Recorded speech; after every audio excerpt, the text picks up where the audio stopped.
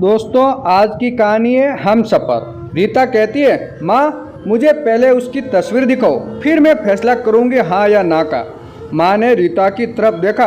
अच्छा, हम तुम्हारे लिए क्या कोई अच्छा लड़का नहीं देखेंगे? रीता गुस्से से बोली, माँ बस लड़का देखना है मुझे, उसकी तस्वीर मंगा लो या लड़के को यहीं बुला ले। माँ ने उत्तर दिया, पागल, शर्म नहीं आती? चल दफा हो जा अपने कमरे में। तभी बाबा भी आ गए। क्यों डांट रही हो मेरी बच्ची को? रीता बाबा के पास गई, जाकर कहने लगी, बाबा मुझे लड़का देखना है। बाबा ने मुस्कुराकर कहा, हाँ बेटी, तुम्हारी मर्जी से ही करेंगे शादी। कल मैं उसकी तस्वीर मंगवा लूँगा। लड़के का अपना होटल है, पढ़ा लिखा है, प्यारा है, लेकिन रीता को तो लड़का देखना था। तस्वीर आ गई, देखा लड़का तो प्यारा है। रीता ने हाँ कर दी। 15 दिनों में ही रीता की शादी हो गई। रीता और हमसफर सुशील का भी अरेंज मैरिज था। ना कभी मुलाकात हुई, ना कभी कोई बात, कभी एक दूसरे को मिले भी नहीं। ये ऐसा पवित्र रिश्ता होता है, दो अजनबी एक जान हो जाते हैं। जो कभी जिंदगी में मिले भी ना हो, वो पल भर में एक दूसरे की जान बन जाते हैं। पहली रात थी, सुशील कमरे में आया, हाथ में आइसक्रीम लिए हुए। रीता नजरें झुकाए बैठी थी। आइसक्रीम तो रीता की फेवरेट थी। सुशील मुस्कुराया और पास बैठ गया। सुशील थोड़ा सा शरारती भी था। आइसक्रीम खाते हुए बोला, जितने पैसे शादी पर खर्च किया, इतने ही काश में आइसक्रीम खा लेता। रीता का घूंघट उठाकर बोला, आप खाएगी? पहले तो रीता ने शर्माते हुए मना कर दिया, फिर सुशील ने प्यार से कहा, खा लो, प्यार बढ़ेगा। रीता को आइसक्रीम दी और खुद कपड़े बदलने लगा।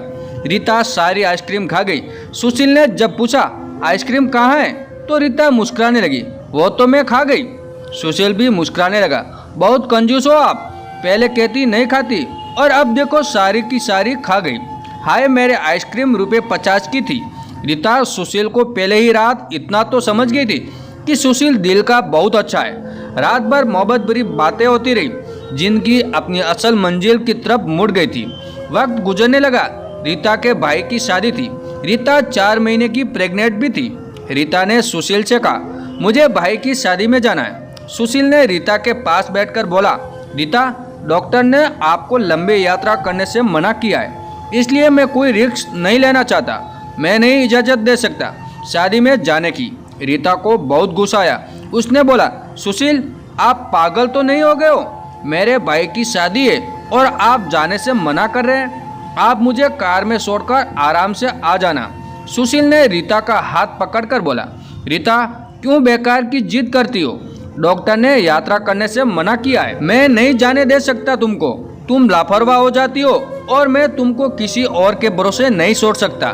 इतना कहकर सुशील कमरे से बाहर चला गया। रीता रोने लगी। उसने अपनी माँ को फोन किया और बोली कि सुशील मना कर रहा है। माँ ने समझाया, अगर वो मना कर रहा है तो मत आओ। लेकिन रीता की भाभी और भाई जिद करने लगे कि क्यों नहीं आने दे रहा सुशील हमारी बहन को। वो रात में रीता के घर आए। सुशील भी उस टाइम घर पर ही था। वो बोलने लगा कि मेहंदी है, 3 दिन की बात तो है, हम रीता को लेने आए। सुशील ने रीता की तरफ देखा।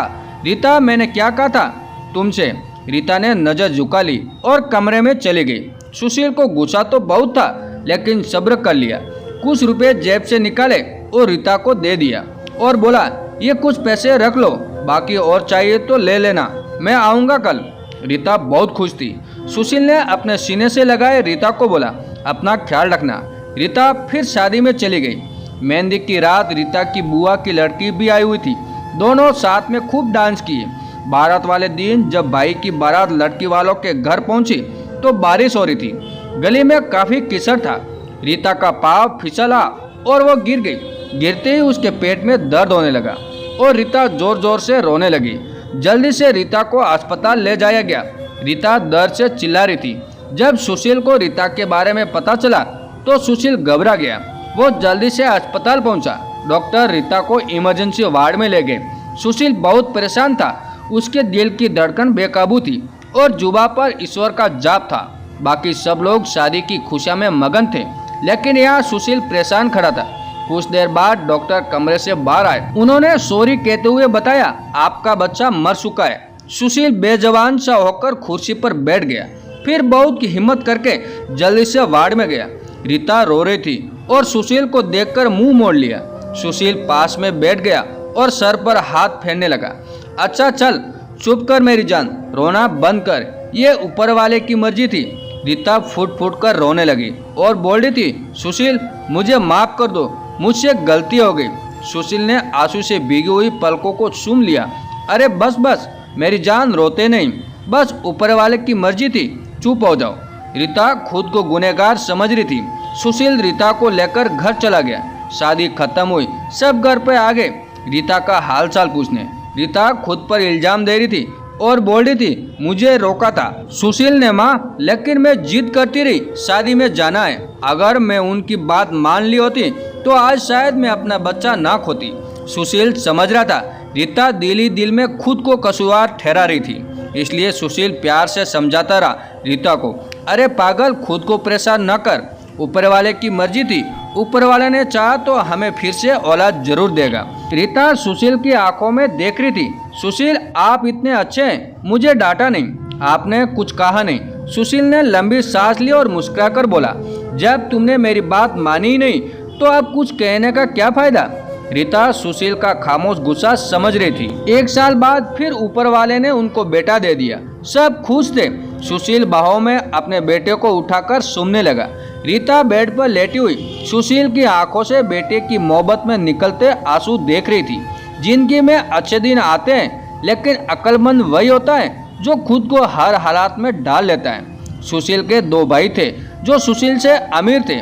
उन दोनों भाइयों का अपना अच्छा खासा बिजनेस था, लेकिन सुशील का छोटा सा होटल था जिसे बस गुजारा हो रहा था। एक दिन रीता ने जिद किया कि सुशील बच्चों को गर्मी लगती है, इसलिए बहुत रोता है, मेरे कमरे में एसी लगवा दो। सुशील ने रीता के सर पर हाथ रखकर बोला, अरे रीता पागल हो गई हो क्या, मेरे पास इतने पैसे नहीं है। लेकिन रीता जिद करके बैठ गई थी कि मुझे मेरे कमरे में एसी चाहिए। सुशील अपने बेटे को सीने पर रखकर खेल रहा था उसके साथ। रीता बस एसी लगवाने की जिद पर किए बैठी थी। सुशील ने रीता का हाथ पकड़कर अपने करीब किया और बोला, रीता पता नहीं क्यों इतनी जिद्दी हो तुम, लगवा दूंगा एसी। फिर बाद में सुशील ने एसी लगवा दी कमरे में। कुछ समय बाद ऊपर वाले ने उन दोनों को एक बेटी दी। दोनों बहुत खुश थे। सुशील रीता की अच्छी बुरी ख्वाहिशा पूरी करता रहता, लेकिन फिर भी छोटी छोटी बातों पर उनमें झगड़ा रहता ही था। बेटा 4 साल का हो गया था और बेटी 1 साल की थी। सुशील का होटल का काम अच्छा नहीं चल रहा था। एक दिन सुशील कुछ परेशान था और जब वो घर आया तो देखा बेटे ने उसका लैपटॉप तोड़ दिया था और रीता मोबाइल पर लगी हुई थी। सुशील ने देखा लैपटॉप टूटा हुआ पड़ा है। सुशील चिल्लाकर बोला, रीता ये क्या है। रीता ने देखा और बोली, ये आपके लाडले ने तोड़ा है। सुशील गुस्से में पहले ही था। उसने रीता को गाली देकर बोला, तुम्हारा दिमाग काम नहीं करता, इसमें मेरा सारा डाटा था, तुम पागल हो गई हो क्या, जाओ खाना लेकर आओ। रीता गुस्से में बोली, सुशील मैं नौकरानी नहीं हूँ, सारा दिन बच्चों को संभालो और फिर तुम मुझे गाली दो। सारा दिन इतना काम करो और कदर नहीं इतनी सी, गाली दे रहे हो। रीता खाना लेकर आई, बैंगन बने हुए थे। सुशील ने बैंगन देखकर चिल्लाकर बोला, तुम्हारा दिमाग खराब है, तुमको कितनी बार समझाया, मैं बैंगन नहीं खाता। सुशील ने खाना उठाकर फेंक दिया और उठकर बाहर चला गया। इतने में बेटे ने कांच का गिलास तोड़ दिया और उसके हाथ पर लग गया। उसके हाथ से काफी खून बहने लगा था। रीता ने बेटे को 1-2 थप्पड़ लगा दिए और बोलने लगी, बहुत तंग आ गई हूँ मैं तुम बाप बेटों से। बेटे को उठाकर कमरे में ले गई और रोने लगी। साथ ही गुस्से में बोल रही थी, 5 साल हो गई इस इंसान के साथ, मेरी कदर ही नहीं है। इसके बाद बेटे के जख्म पर मरहम लगाने लगी। रात भर सुशील घर न आया। रीता ने भी फोन करके ना पूछा। रीता ने अपनी माँ को बताया, सुशील आजकल ना खर्चा दे रहा है, ना अच्छे से बात करता है, गालियाँ देता है। माँ ने कहा, अच्छा हम उससे बात करते हैं। सुशील को महसूस हुआ कि रीता के साथ उसने अच्छा नहीं किया। उसने सोचा कि घर चलकर रीता से माफी मांग लेता हूँ, लेकिन जब वो घर पहुंचा तो उसने देखा कि घर में रीता के माँ बाप आकर बैठे हुए थे। सुशील ने रीता की तरफ देखा, रीता खामोश रही। उसने सबको नमस्ते किया। उसके बाद बात शुरू हो गई। माँ चिल्लाकर बोली, क्यों बेटा तुम खर्चा नहीं देते हो रीता को और गालियाँ क्यों देते हो। सुशील ने गुस्से से कहा, इसको सब कुछ देता हूँ, ये बस तमाशा करना चाहती है। रीता भी गुस्से में थी। वो भी गुस्से में बोली, क्या देते हो महीने में 5,000, जिसका दोनों बच्चों का दूध भी पूरा नहीं होता। एहसान करते हो मुझ पर, तुम्हारे बच्चों पर खर्च करती हूँ। बात इतनी बढ़ जाती है कि सबके सामने सुशील ने रीता को थप्पड़ मार दिया। रीता की माँ को बर्दाश्त न हुआ। वो अपनी बेटी को साथ ले गई। दोनों बच्चे भी साथ में ले गए। सुशील ने भी उन्हें रोका नहीं। रीता नाराज होकर चली गई। रीता को थप्पड़ ज्यादा जोर का लगा था और वो चेहरे पर निशान बन गया था। माँ भी रोने लगी। न जाने पहले भी कितना जुल्म करता होगा मेरी बेटी पर। सुशील पहले से ही अपने होटल से कमाई न होने की वजह से परेशान था और अब ये परेशानी बढ़ गई। रीता मायके में थी, सुशील यहाँ पर घर के परेशान था। हालात इतने खराब हो गए कि सुशील को अपना होटल बेचना पड़ा। 2 महीने गुजर गए। दोनों ने एक दूसरे से बात तक न की। दोनों गुरूर में थे। सुशील को लगता था खुद गई है खुद आएगी, और रीता की अकड़ थी कि सुशील मनाने आएगा तो जाऊंगी।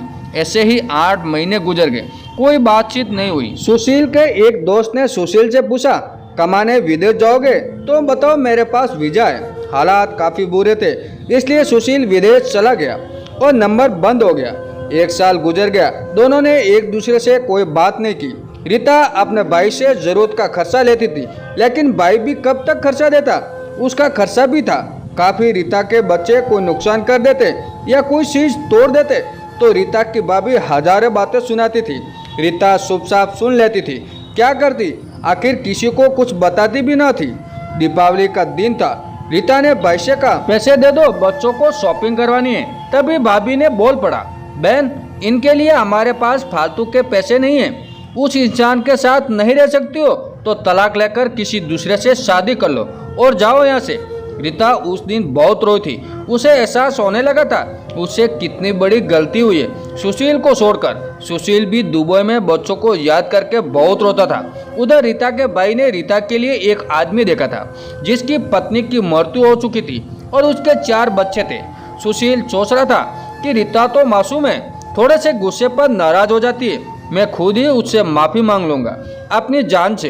वो टिकट करवाकर हिंदुस्तान वापस आ गया। रीता रो रो कर भगवान से अपनी गलती की माफी मांग रही थी। हे ऊपर वाले, मुझे माफ कर दे, मुझे मेरा सुशील वापस कर दे। रीता रात भर रोती रही और सुबह जब वो बेटे को स्नान करवा रही थी कि दरवाजे पर घंटी बजी।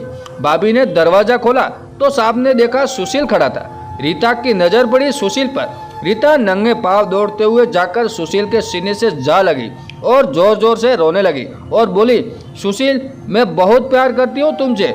और सुशील के पांव पकड़ लिए। माफ कर दो सुशील मुझे। रीता सुशील के साथ घर वापस आ गई।